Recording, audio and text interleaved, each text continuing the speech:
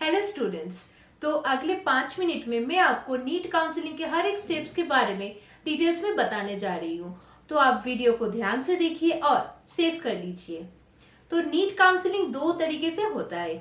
एक होता है आपका एमसीसी काउंसलिंग, जिसके थ्रू आप एमबीबीएस और बीडीएस जैसे कोर्सेज में जा सकते हैं, और एक होता है आयुष काउंसलिंग, जिसके थ्रू आप बीएएमएस, बीएचएमएस और बीयूएमएस जैसे कोर्सेज पे जा सकते हैं।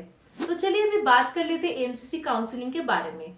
तो इंडिया में जितना भी गवर्नमेंट मेडिकल कॉलेजेस है, उनका 15% सीट्स रिजर्व रहता है फॉर ऑल इंडिया कोटा। मतलब अगर आप राजस्थान से बिलोंग करते हैं और आप सोच रहे हैं कि एमबीबीएस वेस्ट बंगाल के किसी भी मेडिकल कॉलेज से आप परस्यू करना चाहते हैं, तो आपको थ्रू एमसीसी काउंसलिंग ही वेस्ट बंगाल का किसी भी कॉलेजेस आपको मिल जाएगा। सेंट्रल यूनिवर्सिटीज जैसे कि एएमयू, बीएचयू का भी 100% सीट्स एमसीसी काउंसलिंग के अंडर ही आता है।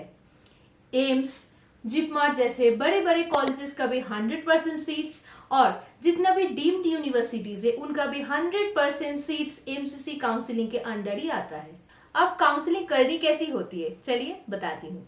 स्टेप नंबर 1, आपको एमसीसी के ऑफिशियल वेबसाइट पे विजिट करना होगा। स्टेप नंबर 2, आपको रजिस्ट्रेशन करनी होगी।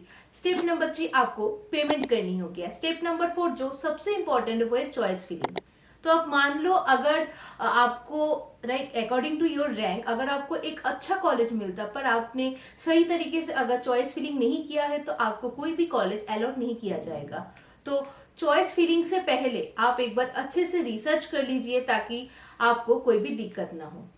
वह तो अभी मान लीजिए कि अगर आपके मन में कोई भी डाउट आया कि मैम अभी मेरा जो रैंक है उसके अकॉर्डिंगली मुझे कौन सा कॉलेज मिलने वाला है, तो सबसे बेस्ट रहेगा कि आप लास्ट ईयर का डेटा एक बार चेक कर लीजिए कि अकॉर्डिंग टू योर रैंक मतलब स्टूडेंट को कौन सा कॉलेज प्रोवाइड किया गया था। तो इससे आपके पास एक अंदाजा आ जाएगा कि कौन सा कॉलेज आपको मिल सकता है।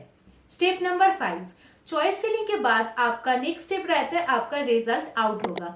तो वहां पर ही आपको पता चल जाएगा कि आपको कोई भी कॉलेज अलॉट किया गया है या नहीं। एंड लास्टली स्टेप नंबर 6, अगर आपको कोई भी कॉलेज या फिर इंस्टीट्यूट अलॉट किया गया है तो वहां पर आपको रिपोर्टिंग के लिए जाना होगा। सोचिए आप कॉलेज में गए और आप फिर से राउंड 2 के जो काउंसलिंग प्रोसेस है आप उसमें अगर पार्टिसिपेट करना चाहते हैं, तो वो चीज आपको आपके कॉलेज को बताना होता है कि आप फिर से आपका जो कॉलेज है उसको आप अपग्रेड करवाना चाहते हैं।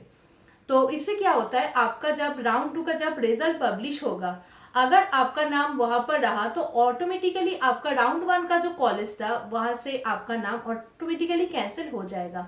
बट अगर आपका नाम राउंड 2 के काउंसलिंग में नहीं आया तो आप फिर से राउंड 1 का कॉलेज को जाके फिर से ज्वाइन कर सकते हैं। ऐसे ही आपका राउंड 1, राउंड 2, मॉपअप राउंड और स्टे वैकेंसी राउंड के थ्रू आपका जो एमसीसी काउंसलिंग है इसका प्रोसेस ऐसे ही चलता है।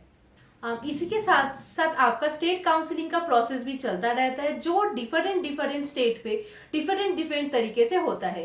पर मैं आपको एक चीज बता दूं कि गवर्नमेंट मेडिकल कॉलेज का 85% सीट रिजर्व रहता है फॉर स्टेट काउंसलिंग।